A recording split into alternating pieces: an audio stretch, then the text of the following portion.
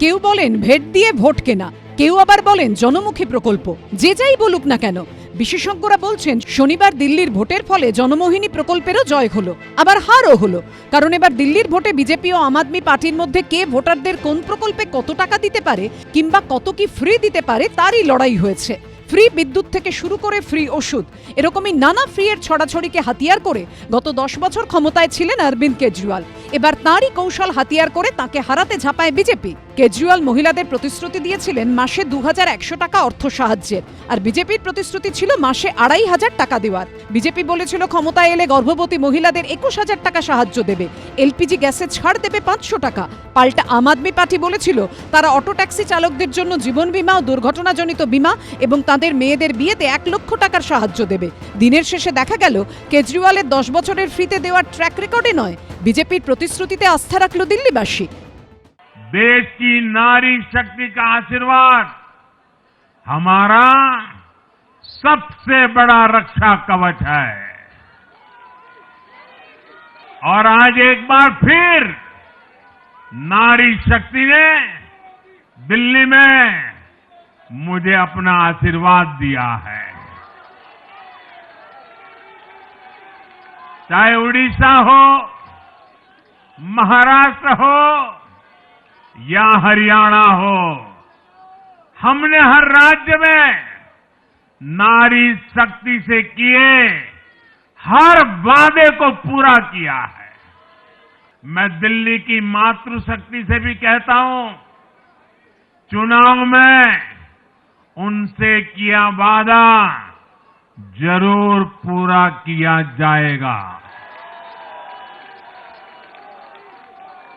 ये मोदी की गारंटी और मोदी की गारंटी यानी गारंटी पूरा होने की गारंटी। এখন প্রশ্ন হলো এ রাজ্যে 2026-এর নির্বাচনে কি হবে। কারণ এখানেও কন্যাশ্রী, যুবশ্রী এরকম নানা প্রকল্পের মাধ্যমে মানুষের হাতে টাকা পৌঁছে দিচ্ছে তৃণমূল সরকার এবং একের পর এক ভোটে জয়ী হচ্ছে। তৃণমূল 1000 টাকার লক্ষ্মীর ভান্ডার দিচ্ছে, তো বিজেপি বলছে ক্ষমতায় এলে 3000 দেব। তৃণমূল সরকার বাংলার বাড়ি প্রকল্পে 1,20,000 টাকা দিচ্ছে। পাল্টা শুভেন্দু অধিকারী প্রতিশ্রুতি দিচ্ছেন আমরা ক্ষমতায় এলে বাড়িয়ে 3 লক্ষ করে দেব। অর্থাৎ তৃণমূল বিজেপি দেওয়ার জন্য বসে রয়েছে, এখন ভোটাররা ঠিক করবেন কারটা নেবেন। 1000 টাকার ভাতা এবারের বাজেটে 500 টাকা বাড়বে, এখন থেকে বলে গেলাম। 1500 হবে, আমরা এলেই 3000 দেব। 1,20,000-তে বাড়ি হয় না, যা পেয়েছেন নিয়ে নেন। যারা 1,20,000 পেয়েছেন, আমরা আসলেই 3 মাসের মধ্যে আরো 1,80,000 টাকা দেব। আর যারা পাননি তালিকা করে রাখুন, 3 লক্ষ টাকার বাড়ি।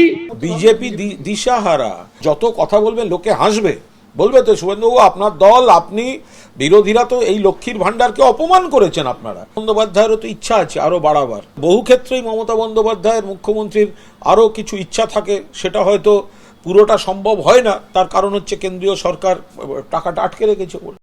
তাহলে কি কোন দল ক্ষমতায় এলে কত কি দেওয়ার প্রতিশ্রুতি দেবে তার উপরই নির্ভর করবে বাংলার ভোটের ফলাফল। মানুষ এই যে প্রলোভন, ফ্রি বীজ, তাদের প্রলোভনে পড়েনি কিন্তু মানুষ। মাননীয় প্রধানমন্ত্রীর নেতৃত্বে করাপশন ফ্রি গভর্নমেন্ট, দুর্নীতিমুক্ত গভর্নমেন্ট, তার জন্য মানুষ রায় দিয়েছে।